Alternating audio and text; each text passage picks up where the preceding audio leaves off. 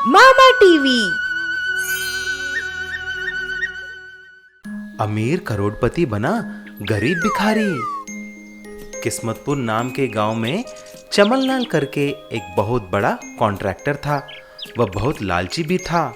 जो सुविधाएं सरकार से आम आदमी को पहुंचता था, जैसे कि अनाज, गेहूं, तेल और दाल, सबको यही हड़प लेता था। रेशन शॉप में पहुंचने वाले सारे सामान को उसके गोदाम में ले जाता था। बाद में उसे चोरी छुपे बेचता था। एक दिन एक सरकारी ऑफिसर किस्मतपुर आया और ऐसा पूछा, मुझे इस गांव से बहुत सारे कंप्लेंट्स आए हैं चमनलाल जी कि ठीक से सरकार की अनाज लोगों तक नहीं पहुंच रहा है। क्या मामला है? ऐसा कुछ नहीं है सर। बात यह है कि हमारे गांव में चूहे बहुत हैं। हमारा सारा दाना चूहे खाकर खत्म कर रहे हैं। हम क्या करें सर? उन चूहों से बचाने के लिए कुछ अच्छा सा गोदाम भी नहीं है यहाँ पर। ऐसा बोलते ही वह ऑफिसर चला जाता है। लेकिन ये सारी बात उस गांव में चूहों का सरदार सुन लेता है और ऐसा सोचता है, ये सेठ चमनलाल तो सारा माल अपने गोदाम में ले जाकर प्राइवेट कंपनी वालों को बेचकर धंधा कर रहा है, लेकिन उसमें हम चूहों का नाम क्यों खराब कर रहा है? ऐसा सोचकर वह चूहों का सरदार चमनलाल के पास जाकर ऐसा बोला, देखो सेठ जी, तुम्हारा सारा माल बेचकर पैसा कमा रहे हो, लेकिन इल्जाम तो हम पर लगा रहे हो। ये कुछ अच्छी बात नहीं है। अरे चल फुट यहाँ से। मेरे उंगली जितना नहीं है, लेकिन आकर मुझे ही धमकी दे रहे हो। ऐसा बोलकर चमनलाल उस चूहे को मारने के लिए उसके पीछे पीछे गया और वह चूहा जैसे भी बचकर निकल जाता है। तभी उस चूहों का सरदार ने सारे चूहों को बुलाकर सेठ चमनलाल के ऊपर युद्ध प्रकट कर लेता है। देखो साथियों, हमें इस चमनलाल को सबक सिखाना है। उसकी वजह से हम इस गांव में जी नहीं पा रहे हैं। हम उसका सारा घमंड तोड़ना है। इतने में उनमें से एक चूहा ऐसा बोला, अरे उस्ताद, मेरे पास एक आइडिया है। उसके पास बहुत सारा पैसा है, लेकिन उसका एक आदत भी है। वह सारा पैसा उसके बिस्तर के ऊपर बिछाकर सोता है। हम रात को जाकर उसका सारा पैसा, सोना, जेवर और सारा सामान कुतर कुतर कर काट देंगे। तभी सारे चूहे रात को जाकर देखा तो सेठ चमनलाल पैसों के ऊपर सो रहा था। धीरे धीरे सारे चूहे पूरे पैसों को अपनी दांतों से काट डालते हैं और ऐसा ही अलमारी में पैसों को, सोने के जेवर को काट डालते हैं। उसके सारे कपड़ों को भी काट डालते हैं। जब सुबह उठकर देखा तो चमनलाल चौंक जाता है। उसके मुंह से एक बात तक नहीं निकलती। अपना सर पीट पीट कर रोने लगा। अरे मैं बर्बाद हो गया रे। जो मैं इतने साल से पैसे इकट्ठा किया, सब बर्बाद हो गया। मैं कंगाल हो गया रे। ऐसा उन चूहों की वजह से सेठ चमनलाल गरीब चमनलाल बन जाता है। उसके पास कुछ भी नहीं बचता है और वह एक मंदिर के सामने भीख मांगने लगता है। नारियल का व्यापारी बना करोड़पति। विजयदुर्ग नाम के गांव में गोपी करके एक आदमी था। वह अनपढ़ था और बहुत ही नादान था। वह अपने पत्नी शीला और बेटा रोशन के साथ गांव के बाहर एक छोटा सा झोपड़ी में रहता था। वह बुद्धू होने के कारण कोई भी उसे काम पे नहीं रखते थे। एक दिन वह मार्केट में एक नारियल का व्यापारी किशन के पास जाता है। किशन भाई साहब, मेरा नाम गोपी है और मैं इसी गांव का हूँ। आपके पास कुछ काम है क्या? गोपी भाई, तुम्हें मैं जानता हूँ, लेकिन इतनी नादानियत भी अच्छी बात नहीं है। ठीक है, कोई बात नहीं। मैं तुमको एक साइकिल और कुछ नारियल देता हूँ। तुम नारियल पानी बेचकर जो भी पैसा आएगा हम बांट लेंगे। ऐसा गोपी साइकिल पे नारियल लेकर गली गली घूमकर पानी बेचने लगता है।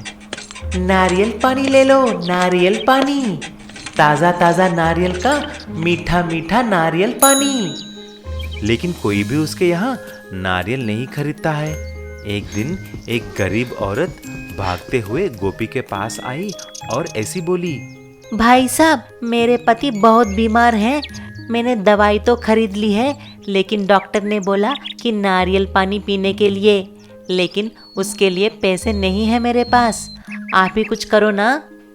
अरे अरे माँ जी, आप चिंता मत कीजिए, ये सारे नारियल लेके जाओ, तुम्हारा पति ठीक हो जाएंगे, पैसे बाद में देखेंगे।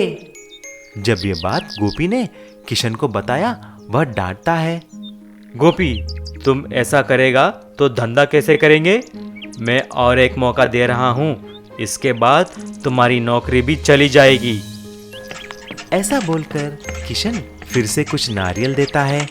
उस दिन गांव में एक आदमी गोपी को बुलाता है और नारियल काटने के लिए बोलता है। एक एक करके वह आदमी सारा नारियल को पीकर ऐसा बोलता है, ठीक है गोपी भाई साहब, नारियल तो बहुत अच्छे हैं। मैं तुम्हें एक नारियल के लिए 100 रुपए दूंगा। मेरा एक काम कर दोगे क्या? क्या है भाई साहब? मैं एक पैकेट देता हूँ और एक एड्रेस बोलता हूँ। क्या तुम जाकर ये पैकेट उसको दे दोगे? जरूर भाई साहब। ऐसा गोपी उसको लेकर वहां से चला जाता है। लेकिन जब गोपी उस एड्रेस पे पहुंचा, वहां पर पुलिस थी और उस आदमी को गिरफ्तार कर रही थी। तभी गोपी ये सब देखकर सीधा घर आ जाता है। जब उसने पैकेट खोलकर देखा तो उसमें बहुत सारे हीरे और सोने का बिस्किट था। भागता हुआ गोपी उस आदमी के पास गया जिसने पैकेट दिया, लेकिन वहां पर भी पुलिस थी और उसको भी गिरफ्तार कर रहे थे।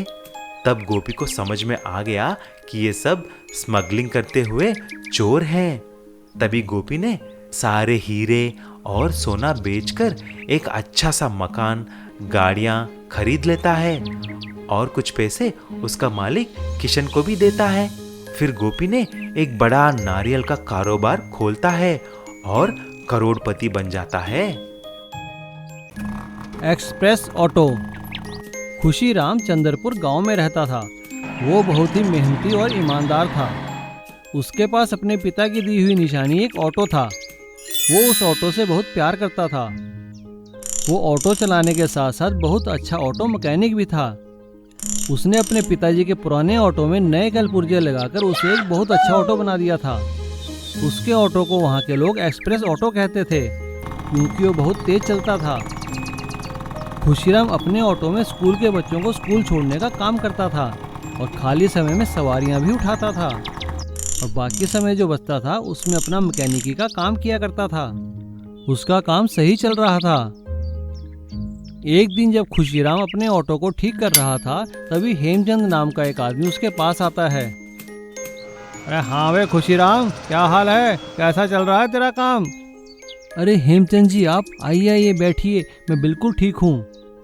अरे तुम्हारे पिताजी ने मुझसे कुछ पैसे लिए थे इस ऑटो को खरीदने के लिए, लेकिन अभी तक चुकता नहीं करे, तो भैया मुझे मेरे पैसे चाहिए।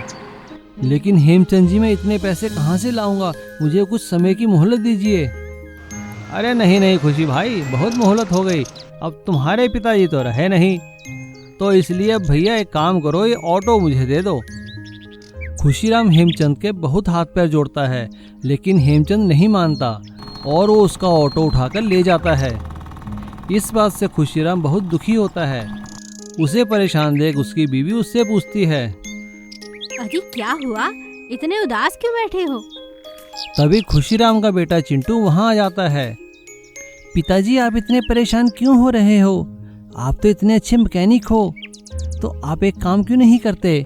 आप अपने खुद के ऑटो बनाना शुरू कीजिए और गांव वालों को किस्तों में बेचना शुरू कर दीजिए। फिर देखिए, आपके ऑटो भी बिकने शुरू हो जाएंगे और गांव के लोगों को रोजगार भी मिलेगा। चिंटू की बात तो सही है, ऑटो बना लिया जाए तो फायदा है, भला इसमें नुकसान क्या है? और खुशीराम अगले ही दिन से अपनी वर्कशॉप में ऑटो बनाना शुरू करता है और वो एक बहुत अच्छा एक्सप्रेस ऑटो बनाकर तैयार कर देता है और उस ऑटो को गांव वालों को बेचने की पेशकश करता है। हाँ हाँ खुशी भाई, हम खरीदेंगे आपके ऑटो। और इस तरह से खुशीराम का ऑटो बनाने का काम चल निकलता है और उसके बनाए एक्सप्रेस ऑटो हाथों हाथ बिकने लगते हैं। और खुशीराम हेमचंद को पैसे देकर अपने पिताजी का पुराना ऑटो भी छुड़ा लेता है। और इधर गांव वाले खुशीराम का धन्यवाद करते हैं। खुशीराम भैया, आपने हम लोगों को रोजगार दिया, आपका बहुत बहुत धन्यवाद। और पूरे गांव में खुशहाली छा जाती है।